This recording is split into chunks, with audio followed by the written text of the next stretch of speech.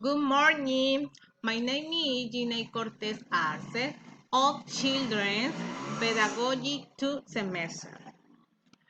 My daily routine. 1.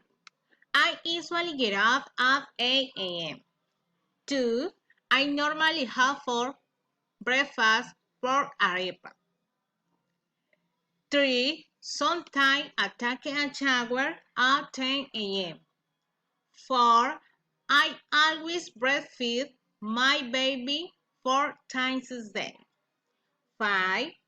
I always feed from Monday to Friday from 2 to 4 p.m. 6. We regularly have dinner at home at 8. 7. I usually do my academic tasks very late at night. 8.